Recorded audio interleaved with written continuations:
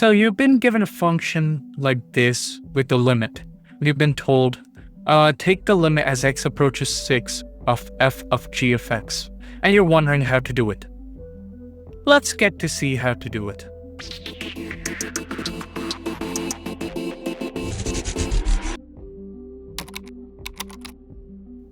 Okay, first we need to understand this problem. And to understand it, we have to understand that we can rewrite this notation as basically f of limit as x approaches 6 of g of x. It can be simplified to look that way. So now that we have it, the limit only on one function, we can just simply substitute it and solve it step by step. So let's see, 2x plus 4, and we substitute the 6 in. This would be 2 times 6 plus 4 equals, again, we have to substitute the other function too. So put this in.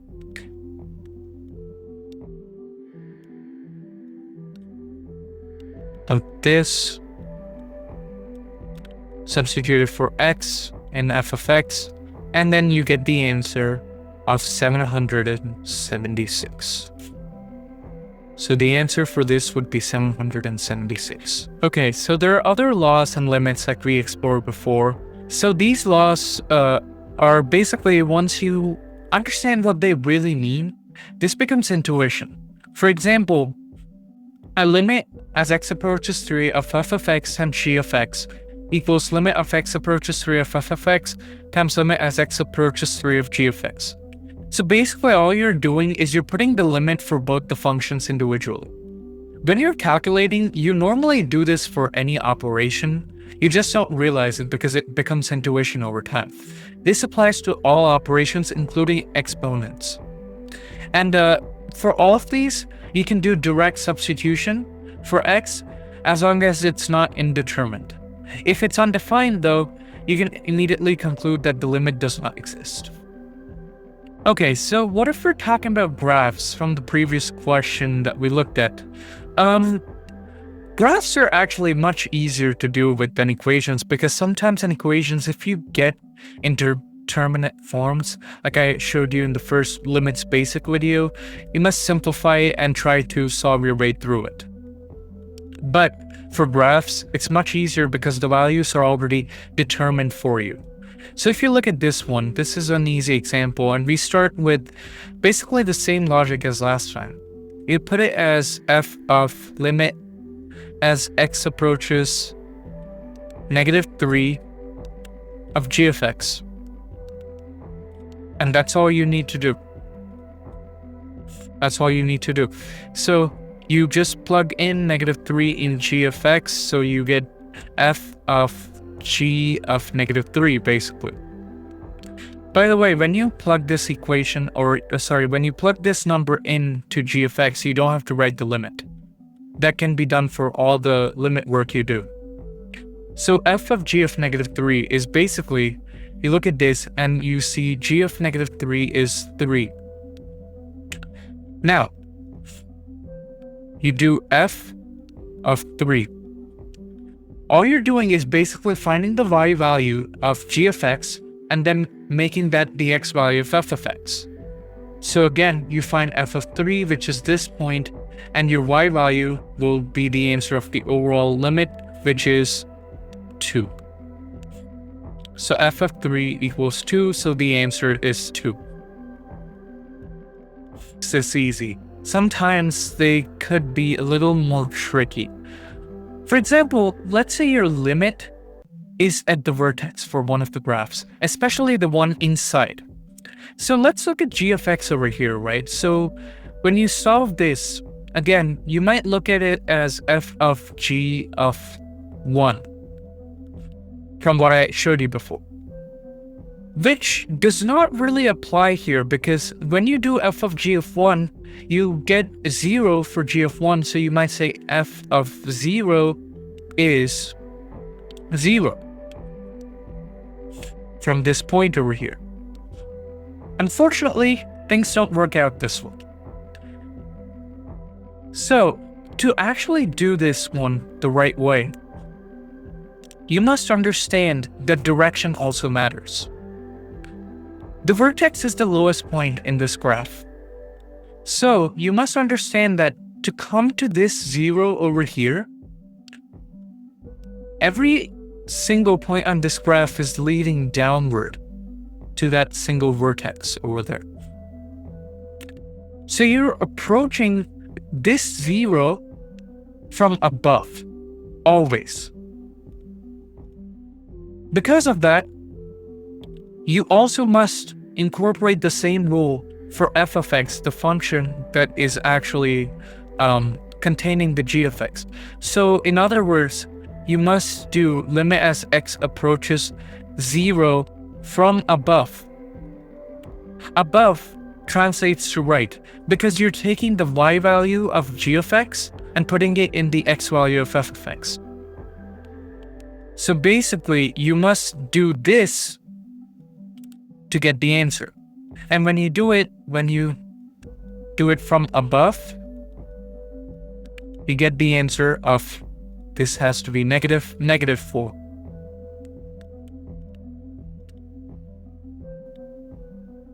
Now, sometimes it could be something like this, where the problem seems easy and immediately you want to answer does not exist because these graphs are broken up, and so are these graphs broken up. But that's not the case. For example, let's take this graph as f of x and this graph as g of x, right? The blue one is g of x and the golden one is f of x, just to clarify. So when you do this, what you might think is that, okay, since these are broken up like this, right, they're not connected, both of them will be D and E, or does not exist, so you cannot really add them, and the whole thing would be does not exist. But the way you want to think about this is, you want to break it down into the left side and the right side, like from before. So let's just see if we can add them like this. So you know the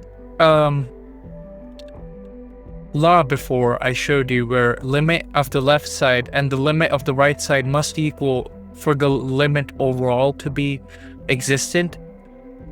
Well, we could do the same thing here, but we could do it in a different way. We could make it limit of the left of this addition must equal the limit of the right, or approaches it from above. Now let's see what happens. So I told you, like, for these operations, you can put the limit for both of the functions, basically, like this.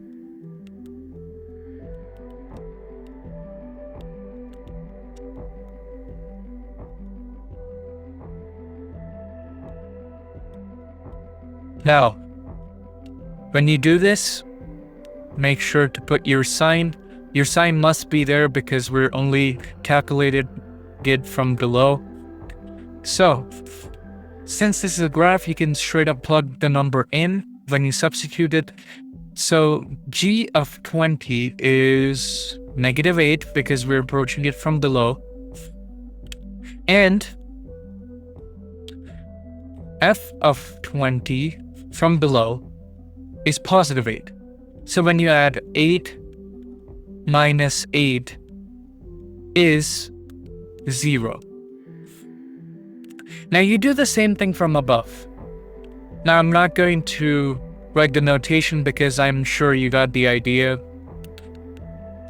So first I'm just going to write it in the given way. So make sure you put the plus again. And if you look at this, from above, g of x, g of 20 is 5. Again, same way, from above.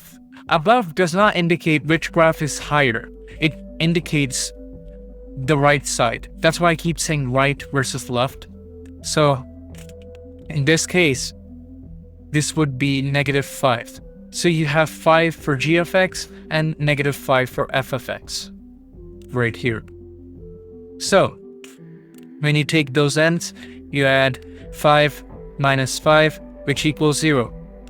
Since the left side and the right side equal to 0, the limit of x approaches 20 of f of x plus g of x does in fact equal 0. So the rules do now kind of seem contradicting, and sometimes we might want to see how to think about this. Well, to be honest, you'll get used to these kinds of questions, especially in AP calculus if you're taking that. If not, it can also help in college calculus. But my tips are, when you're looking at a problem like this, don't immediately rule out does not exist when you see a break. It only works if there are no operations. Like for example, if I have f of x plus 4 squared, like this, and then I have a limit at that point, x approaches a, and there's a break at that point, I would still do the limit from the left and the limit from the right, just to be sure, because sometimes, because of the square, the numbers may work out. You never know. Or let's say there's a plus 6 here, and yeah, so like I said, the numbers may work out sometimes. So you can't just conclude unless you do a mental calculation or even a physical calculation just to be sure. If the breaking doesn't work out, like the other question with the the downward sloping graph where we looked at the vertex only, I suggest you approach from sides. Look at, are they reaching only from one side? Is it the top or the bottom? Or are they reaching from both sides? That can also, change the limit on how we view it.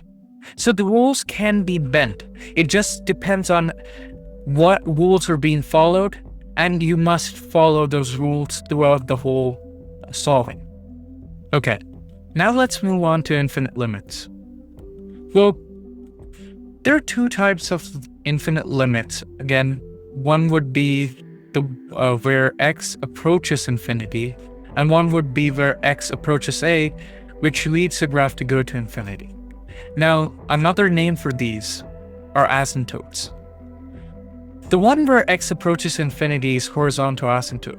That means as x is approaching infinity, as it's going indefinitely to the right, y is approaching a, as you can see here, with the horizontal asymptote. And that's the same thing with the vertical asymptote, except the infinity is what y is going to, while x is approaching a. As you can see here, x is getting closer and closer to a, y is going to infinity. Alright, let's look at this question right here. So, if you look at this, limit as x approaches infinity of x to the third plus 3x plus 4. All you have to do, again, first rule of limits is to plug the number in, or plug the x value in. Since x is approaching infinity, you plug in infinity for x. So you basically do infinity to the third plus 3 times infinity plus 4. And if you know about infinities, all of this will add up overall to infinity. So if you don't have any fractions, it's pretty straightforward. Everything will go to infinity. Now, let's try this question here, which we do have fractions for.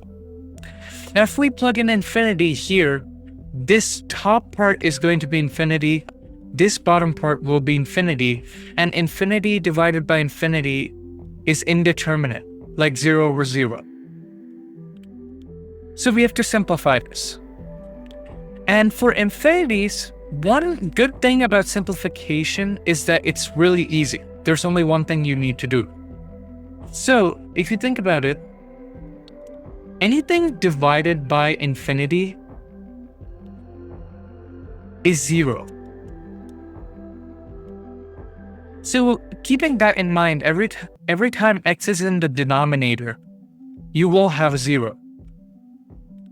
So let's keep that in mind right now. So let's rewrite this limit. X approaches infinity of x to the third plus 3x plus 4. And I'm going to leave a little space and I'll tell you why. 7x plus 4. Okay. So what I'm going to do now is I take the biggest exponent for x in the numerator, which would be here, x to the third. And I divide that with the numerator and the denominator. I'm basically doing this. I'm multiplying the numerator and the denominator with 1/3. Sorry, not 1/3, but 1x to the third.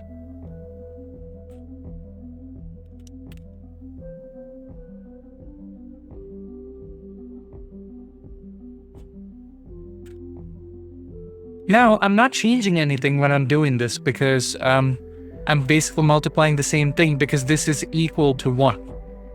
So when I do this for the numerator and denominator, I'm basically rewriting my whole limit like this.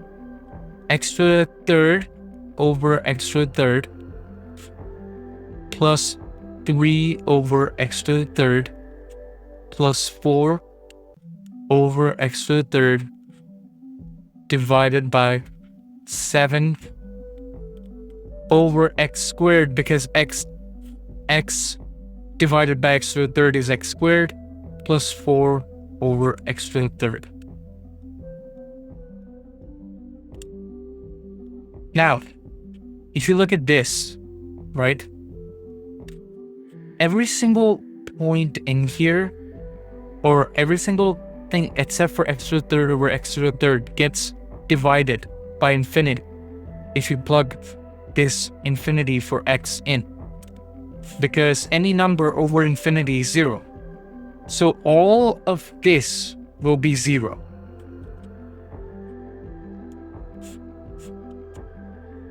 Except for this, which will go to 1, x to the third over x to the third. So when I do this, I'm basically writing limit as x approaches infinity 1 divided by 0. Now this, depending on your teacher, can either be infinity or it can also be does not exist. Now let's look at this question right here. This one.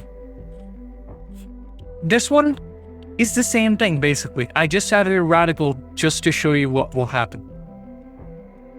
Now, what we're going to do is basically similar. Always look at the top. The bottom does not matter. You have to pick the highest exponent on the top. So when you do the highest exponent on the top, you go here. Okay, x to the fourth is my highest.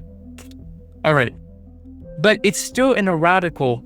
So even though you write it as x to the fourth divided by x to the fourth plus 3x divided by x to the fourth plus 4 divided by x to the fourth, this is all in a radical. You divide it again. Here, this would be radical x to the fourth. You have to carry out the radical. Basically, you're not dividing by x to the fourth, but you're dividing by radical x to the fourth.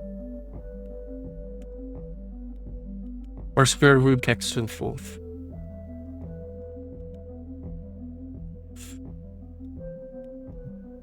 Let's do the same thing. 3x square root of x to the fourth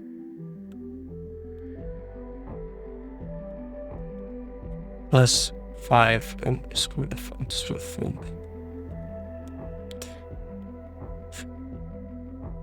Right. We already did this, so I'm gonna strike this off, but that's how we do it. So, now, this will be 1, square root of 1 is 1, all of this will be 0, and so will this be 0. Now, let's rewrite what we have. Now, x to the 5th divided by square root of x to the 4th would be x to the 3rd, right? So, I'm going to write 1 over x to the 3rd. Easy. Now, since limit as x approaches infinity of 1 over x to the 3rd, if you put the infinity in, it would simply be 1 over infinity, which equals 0. As simple as that. Thanks for watching and stay tuned for more.